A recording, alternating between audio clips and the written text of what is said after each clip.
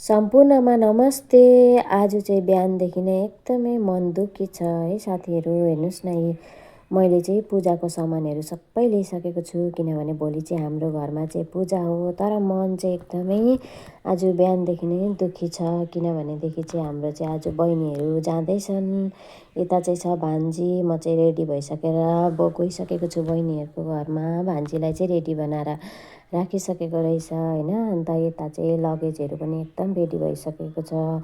एकदमै नराम्रो लाग्यो, के गर्नु अब है। भन्दा भन्दै 38 दिन पनि कति छिटो बितेर गइसक्यो। यता मामा, दादा, ठुलो मम्मी सबैजना भेट्नलाई आउनुभएको छ। यता चाहिँ एकछिनपछि चाहिँ भान्जी पनि निदायो होइन। हाम्रो नाइसु चाहिँ सुत्यो। अब सुतेर अब टाइम भएपछि त अब के गर्नु, सुतेको नानी पनि उठाएर लिएर हिँड्नुपर्छ होइन। यता चाहिँ आमाले अब छोरा बुहारीहरूलाई टिका लगाइदिनु हुँदैछ। अब बिदाईको टिका भनौँ न। अन्त यहाँनिर बुहारीलाई पनि लगाइदिनु हुँदैछ, बहिनीलाई, अन्त नातिनीलाई होइन। अब जाने बेलामादेखि चाहिँ यसो आशीर्वाद दिनु पऱ्यो नि त, हाम्रो रीतिरिवाज अनुसारले होइन। अब टाढो जाँदाखेरि चाहिँ अब टिका लगाएर सगुन खुवाएर चाहिँ बिदा गर्ने गरिन्छ होइन। अन्त यता बाबाले पनि लगाइदिनु हुँदैछ। मनमा ढुङ्गा राखेर भए पनि होइन, अब घरको जे भए पनि अब सानो नानी कति उज्यालो, घरै उज्यालो हुन्छ होइन। अब छोरा बुहारी नानी हुँदाखेरि तर अब मुटुमा ढुङ्गा राखेर पनि अब बाहिर काम जानै पर्छ होइन। जानेले पनि मनमा दुःख लाग्दै भए पनि जानुपर्छ, र घरमा बस्नेले पनि अब दुःख लाग्दै भए पनि बिदा गर्नुपर्छ। के गर्नु, अहिलेको जमानामा है, पैसा पनि कमाउनै पर्यो।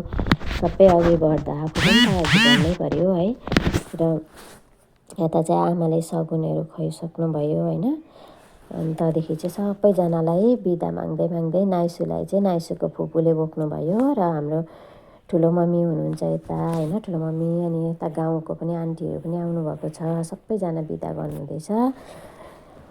र अब चाहिँ हामी निस्किसकेको छौँ। म पनि एयरपोर्टसम्म जाँदैछु बहिनीहरूसँग होइन। ज्वाइँले चाहिँ भगवान्लाई आशीर्वाद लिएर चाहिँ निस्किसक्नु भयो, र अब चाहिँ निस्क्यौँ घरबाट। के गर्नु, कति दुःख लाग्छ नि। अब यत्रो दिन कति मजा आयो होइन। अब सँगै घुम्यौँ डुल्यौँ यताउता, मजा आयो। भन्दा भन्दै अब जाने दिन आएपछि त जानै पर्यो होइन। अन्त यता चाहिँ गाडीमा सामान सबै दादाहरूले राखिदिनु भयो, र अब चाहिँ अब बसेर जानुपर्छ। सबैलाई एकदमै नराम्रो लागिरहेको छ हो।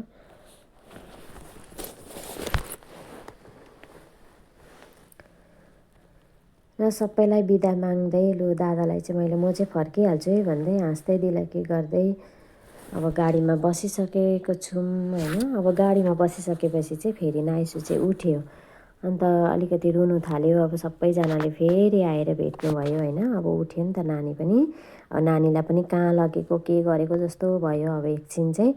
र सबैजनाले उठेको बेलामा पनि भेट्नुभयो, हिँड्ने बेलामा।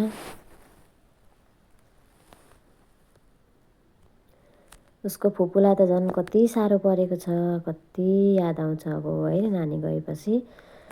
र अब चाहिँ फाइनली गाडी हिँडिसकेको छ यहाँबाट, र हामी चाहिँ बात गर्दै गर्दै चाहिँ अब जाँदैछौँ होइन। यहाँ नाइसु चाहिँ यसरी बसिरहेको छ।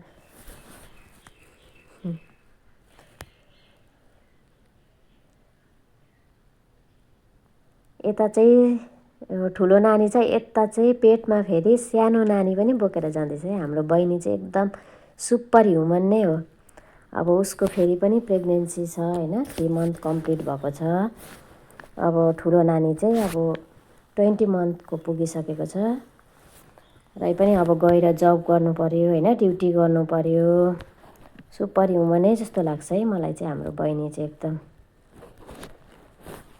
पढ्नु त अब पढि आइलागेपछि सबैले गर्नै पर्छ होइन। अब के गर्नु, अब यहाँ चाहिँ फाइनली हामी एयरपोर्ट आइसकेको छु। मैले एयरपोर्ट पुग्यौँ, र अब नानीलाई हातमा अलिकति थुकिदिँदैछु। म चाहिँ अब थुतु गरिदिँदैछु। अब के गर्नु, हामीलाई सातो जान्छ अरे नि त फेरि नानीको चाहिँ होइन। अब के गर्नु, मन दुख्दै पनि अब हामी चाहिँ यहाँबाट चाहिँ अब निस्किनु पर्यो नि त। अब उनीहरूलाई बिदा दिएर चाहिँ अब हामी चाहिँ निस्किनु पर्यो। र बेसी बेर त्यहाँनिर पार्किङ गर्नु पनि दिँदैन। त्यही भएर चाहिँ हामी चाहिँ अब त्यहाँबाट निस्किन आँटेको छौँ।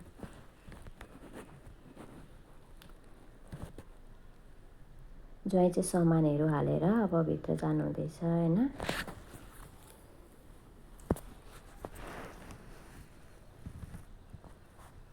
गयो अब फेरि कहिले आउने हो होइन भन्दै सोच्दै सोच्दैमा चाहिँ अब यति दिन भए पनि कति मजा आयो हामीलाई, सँगै बितायौँ, सँगै घुम्यौँ होइन भन्दै मनमा दुःख लाग्दै अब एयरपोर्टबाट चाहिँ अब फर्किँदैछौँ हामी। हस् त बाई बाई।